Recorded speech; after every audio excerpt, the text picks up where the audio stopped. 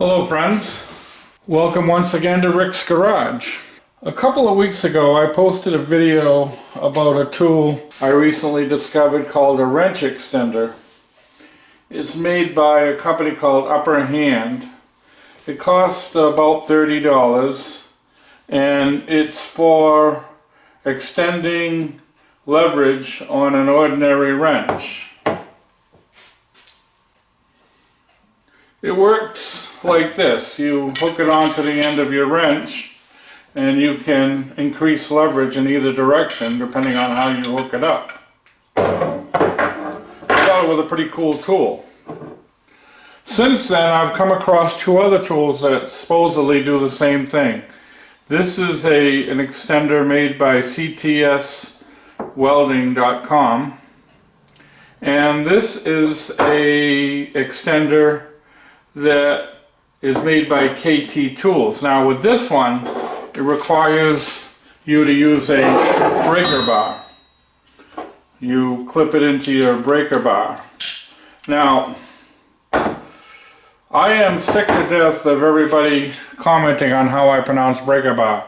Yes, I am indeed from the Boston area, so please give me a break. So I thought it would be kind of fun to compare these three tools where they're designed to do pretty much the same thing. So the first tool, the tool I showed you a few weeks ago, this particular tool works well with wrenches that are 30 millimeter and under. This is a 30 millimeter wrench and it seems to fit it quite nicely, and it seems to work well. You try to go bigger than that. Here's a 35 millimeter wrench, and it doesn't quite fit as well, although it will work, but it just doesn't fit as well. So I would say 30 millimeter up to 35 millimeter, you can use this very well. This particular wrench doesn't work as well because these brackets are not wide enough to accept certain types of wrenches, like a Craftsman. Here's a Craftsman wrench, and you can see a Craftsman has this raised area where they stamp their identification on it. And because of this raised area, the wrench is too thick, and this doesn't fit it very well at all. So it's really not useful for any type of wrench that has a raised rib on it. Like Craftsman's all have that. SK tools have a raised rib. Tools like Armstrong, Pittsburgh, Snap-on, they're very thin. They don't have a raised. So here's a typical thin wrench. This is a Pittsburgh wrench. It's a very inexpensive wrench.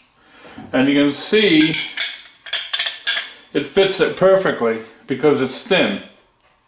So if you buy one of these, you're limited to very thin wrenches. It will not, if your wrench is a Craftsman, it will not fit them. So I have contacted this company, told them I was doing a review on my YouTube channel, and advised them that there are a lot of wrenches that their product will not fit, limiting its usefulness. And they are going to pass that on to their manufacturing team, and hopefully they'll adjust that. So if you buy one of these in the future, they might be a little bit wider. For my purposes, I don't know how hardened this thing is, but I'm thinking about trying to heat it up and expand them out a little bit myself. Now this K tool is probably the most handy of all of them. It is K tool, and it's KTI 49403. This also costs 30 some odd dollars, and like I said before, it has to be used with a breaker bar. But this is the most useful of all of them. It fits just about any size wrench. You can use it with your Craftsman's. See, it fits quite nicely with the Craftsman. You can use it with your thinner wrenches. Fits quite nicely with those. And even your larger wrenches. This happens to be the biggest wrench I own. It's a 50mm wrench. And this thing will actually fit the 50mm wrench with no problem. So this K tool is probably the most useful out of the three. The only drawback is you have to use it with a breaker bar. Please don't make fun of me.